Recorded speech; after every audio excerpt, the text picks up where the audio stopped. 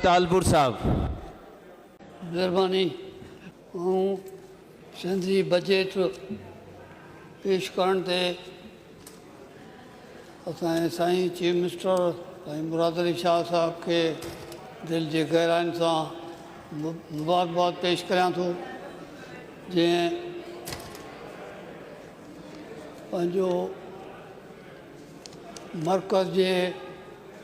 मर्कज़ मां घटि ग्रांट मिलण जे बावजूदि बि वधि में वधि सुठे में सुठी बजट जेका आहे पेश कई आहे, हुन लाइ आऊं ख़राज तहसीन पेश करियां थो, सलाम करियां थो।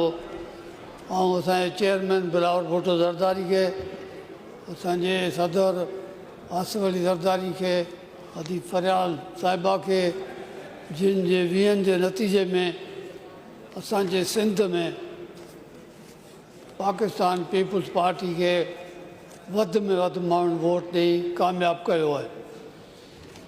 गुज़िरियल हुकूमतुनि में जेके इलेक्शनूं थियूं आहिनि, उन्हनि खां हिन दफ़े वधीक माण्हुनि वोट ॾेई पीपुल्स पार्टी खे कामयाबु कयो आहे, जंहिंजे लाइ आउं सिंध जे माण्हुनि खे बि मुबारकबाद पेश करियां थो। ऐं पाकिस्तान आर्म्ड फोर्सिस खे मुबारकबाद पेश कयां थो, जिन जे बहादुरी जे करे जिन इंडिया खे करारो जवाबु ॾिनो ऐं मोदी जूं जेके आहिनि से वायूं बतार करे छॾियूं ऐं हमेशह लाइ हुनखे अहिड़ो जवाबु ॾिनो जो वरी हू कॾहिं बि पाकिस्तान ते मेरी अखि खणी न ॾिसंदो।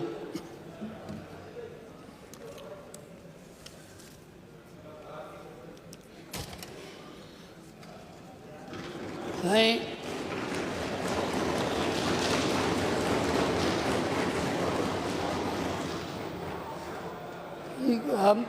असांजा हिन पासे मुखालिफ़ जेके मेंबर वेठल आहिनि, उहे कराची करे थकी पिया आहिनि।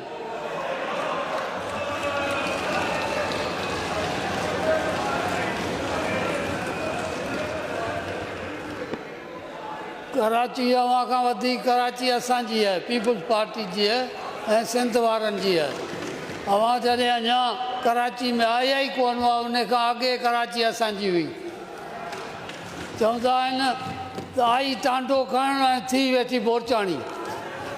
उहो अव्हां जेको पंहिंजी कराची जी मालिकी था करियो, उन खां वधीक मालिकी असांजी आहे।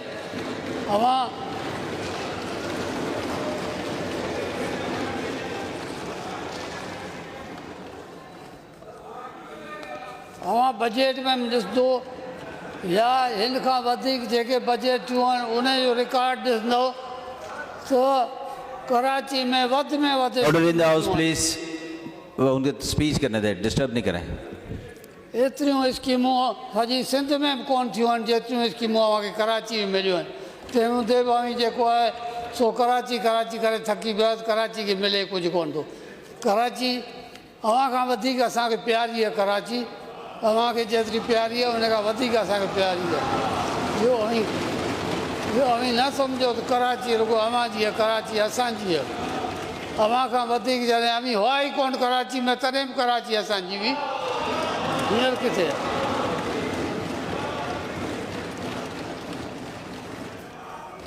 ऐं साईं मुराद अली शाह साहिब खे सलाम थो पेश करियां, जे तालीम ते सिहत ते वधि में वधि रक़म रखी आहे ऐं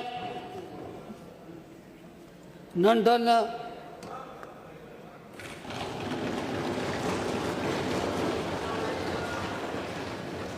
मुलाज़िमनि लाइ 10% वधीक जेको आहे सो पघार में वाधारो ॾिनो आहे। उन जी बि आउं साईं मुराद अली शाह साहिब खे ख़राज तहसीन पेश करियां थो। साईं 1 खां 4 वारियूं नौकरियूं जेको अव्हां वाइदो करे वेठा आहियो, उहो माण्हुनि जा मुतालबो आहे। असांखां माण्हू हर दफ़े पुछनि था त उहे 1 खां 4 वारियूं नौकरियूं केॾां वियूं।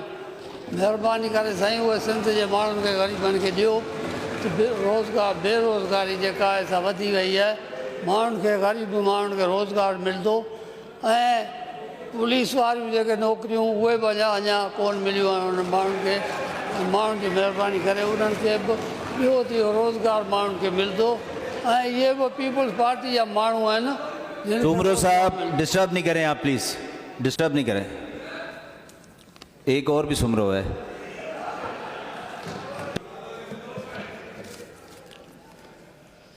असांजूं साईं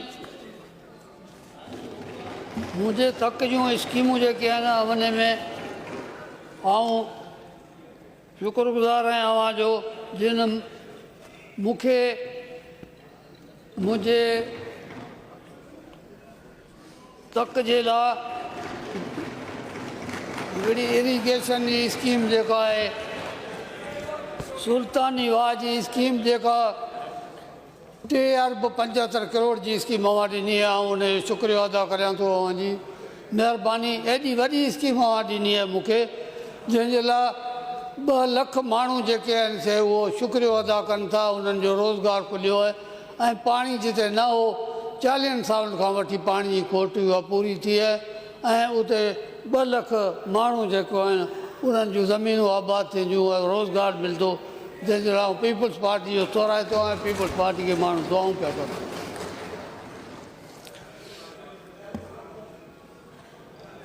इन स्कीम में साईं असांजे इरीगेशन मिनिस्टर जी बि महिरबानी उन में असां वधि में वधि जेका आहे कोशिशि कई आहे, मुंहिंजी सपोर्ट कई आहे। जाम खान शोरे साहिब ॿियो तोराए थो आहियां जंहिं में मुंहिंजी सपोर्ट कई आहे, स्कीम मंज़ूरु कराइण में मदद कई आहे, उनजो तोराए थो आहियां। त एॾी वॾी स्कीम जेका आहे मंज़ूरु थी जेको एतिरो माण्हुनि खे फ़ाइदो थियो आहे उते असांखे। राजू खानानी में डिग्री कॉलेज साईं मुंहिंजा उहो बि अव्हां जेको आहे सो असांखे ॾिनो आहे जंहिंजो कमु हले पियो। उहो इनशा 2026 में उहो मुकमिल थी वेंदो हलियो। तलार तहलको हॉस्पिटल ताईं अव्हां जेका ॾिनी आहे उहा अव्हांजी महिरबानी।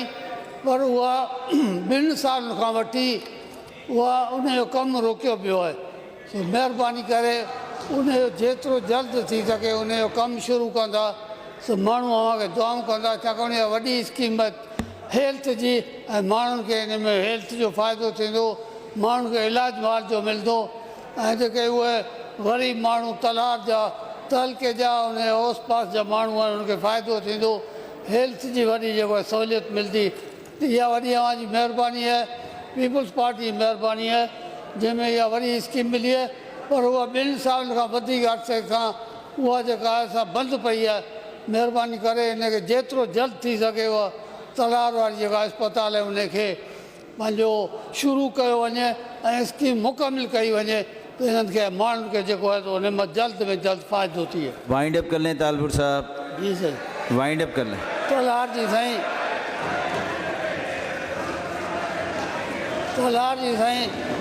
तलार जी वाटर सप्लाई स्कीम अव्हां ॾिनी आहे, तलार जी ड्रेनेज स्कीम ॾिनी आहे जंहिंजे लाइ अव्हां जो तोराए थो आहियां।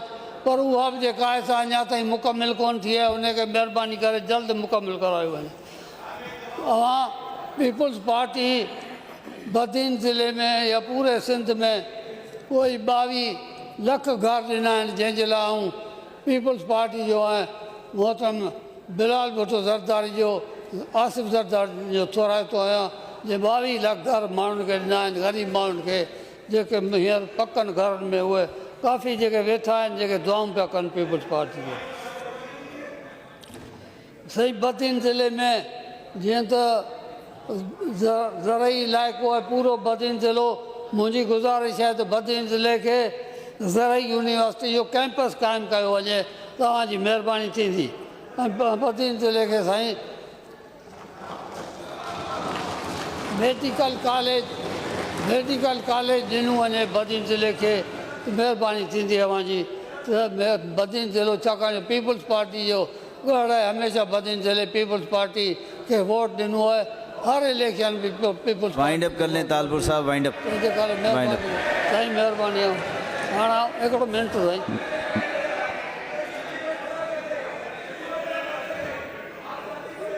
बदीन मुंहिंजे तक में साईं हर यूनियन काउंसिल में BHU जेका आहे सा आहे कोन माण्हुनि खे ॿारहाड़ी में हेल्थ जी फैसिलिटी कान्हे उन करे महिरबानी करे हर यूनियन काउंसिल में BHU जी जेका आहे सहूलियत ॾिनी वञे पर ऐं पोइ जेकॾहिं सभिनी यूनियन काउंसिल में न त महिरबानी करे हिन साल में मूंखे सांगी परव यूनियन काउंसिल जंहिंमें 2 शहर अचनि था उन यूनियन काउंसिल में हिन साल में मूंखे BHU यूनियन जेका आहे सा क़ाइमु कई वञे उते माण्हुनि खे सिहत जी सहूलियत मिलंदी त माण्हू जेके आहिनि त पीपल्स पार्टी खे दुआऊं कंदा